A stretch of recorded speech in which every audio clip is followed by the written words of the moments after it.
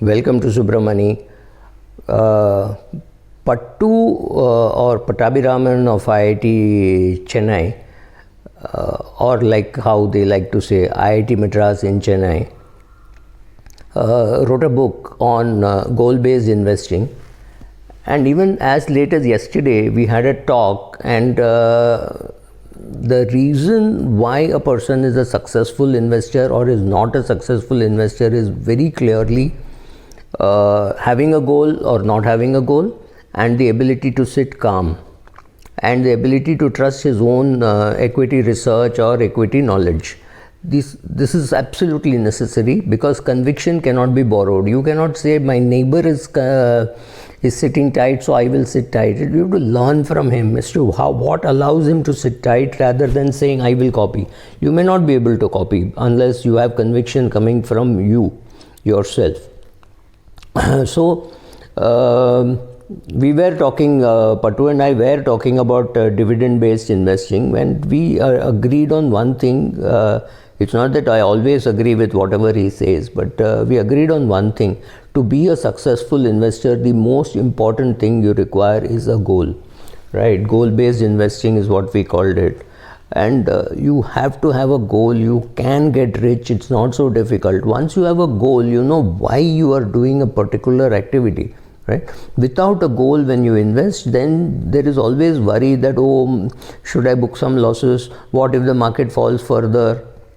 Right? The market has shown its past, by its past behavior, that it will have very deep pullbacks once in a decade. It will have a 10-12% kind of a pullback 3-4 times in a year, but it will bounce back, right? The index will bounce back. So if it's a good portfolio, it will definitely bounce back. If you can't believe this argument, then you're better off not being in equity at all. For example, it's very common for a TV anchor to ask me, but Subra, 3 years he has been doing SIP and he's getting negative returns.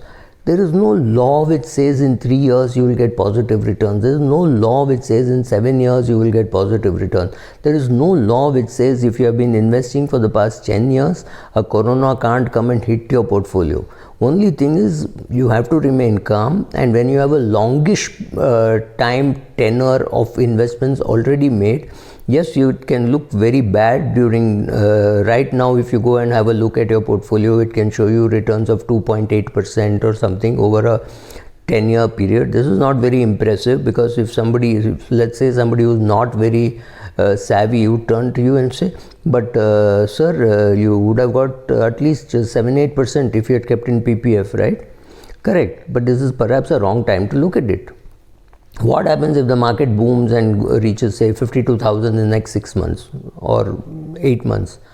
Then the same IRR which looked at 2.8 will look like 14.4, which is 2 times the IRR which you would have got in PPF.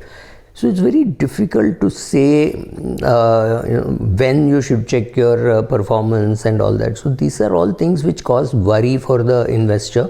And these are the reasons why an investor is not able to really pull off success. Next thing, another is whenever I put up a post saying if you had invested 10,000 rupees, there will be somebody who comes and says, oh, that time 10,000 had so much value. Boss, just break it down. You could have put 1,000 rupees, right? So if you had put 1,000 rupees in Wipro in 1980, yes, it would have been difficult because the lot was 100, it was a 100 rupee share. So the minimum was 10,000 rupees. But going forward in 81, 82, you could have done it. In 1980, 10,000 rupees was 4 months salary for a chartered accountant in Mumbai, or maybe 5 months salary for a chartered. Not really the king's ransom, the way people look at it. So first of all, you have to have a positive attitude. You have to have conviction in your own thought process and seeing what the market has done, and understand that the market will do what the market does. Do you do what you have to do? So you have to set goals for yourself. So let me just tell you, read it from what I have written. You suppose you have a target that you want to create an income out of your equity portfolio. That's what I was discussing yesterday with a client. The thing is, then you say how much of portfolio should I have? So if the average yield in India is 2% and you need a 2 lakh income, then it has to be 1 crore. Now you may not have a target of 2 lakhs because you're just say 30 years of age and your portfolio may be worth 2 lakhs. So then yes, you will get 6,000 rupees, but the advantage is you can reinvest that 6,000 rupees. That is a huge advantage you have at a younger age because you do not need the dividend. So maybe till age of 55, 56, you can continuously keep allocating the fresh money and the dividends sensibly. Or if you do not know how to reallocate very successfully or you're not very sure, just keep buying the same shares because you have some conviction, you have done some research because of which you bought. Just keep buying the same shares because you are a dividend oriented portfolio, right? And this dividend income will keep increasing. So maybe your portfolio is worth 2 lakhs when you're 27, 28 and you keep it untouched, and by the time you reach 60, maybe it has reached 10 crores or 15 crores, whatever. It doesn't really matter. It depends on how much you have put and what has been the rate of return that you have got. So that is the kind of growth that is possible. So first of all, like I said, clarity in your goal, conviction in equity, belief that you have money, you will invest and you will not worry about 92% or 98% of India's population which can't invest. Of course, there is a problem in India that people don't invest, but if you don't invest, don't read my blog, don't come to these videos. These videos are only meant for people who can invest and do invest, right? So you need to constantly keep investing in your portfolio. You need to constantly remove the dividend and keep buying the same shares. In India, there is nothing called automatic reinvestment. I wish the government allows something like that, and which means if I get, when I get 5 lakh rupees dividend, I know that I can do something with that. Maybe I can use it for move it into a liquid account and keep withdrawing from that for my household expenses. But when I get 230 rupees as a dividend, 406 rupees as a dividend, what do? I can't do anything. So it should be possible for me to tell the company, do not give me 406 rupees, just give me 1 more share or give me 2 more shares depending on the X dividend price. Sadly, in India, that's not available, and today, unfortunately or fortunately, the tax is going to be paid by you.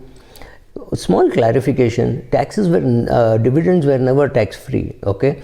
The company was paying the DDT of 28%, that is huge. Now in your hands, you might end up paying 10% in your mother's portfolio, 20% in your HUF portfolio, and maybe 35% in your own portfolio, right? So overall taxation of dividends has not changed much. In fact, for people in the lower tax bracket and those who have no income tax at all, dividends have become more attractive. Of course, it's a very small population, but yes, it has become more attractive than the company paying 28%. If you're in the 45% slab or 43% slab, bad luck. You suddenly have more taxable income.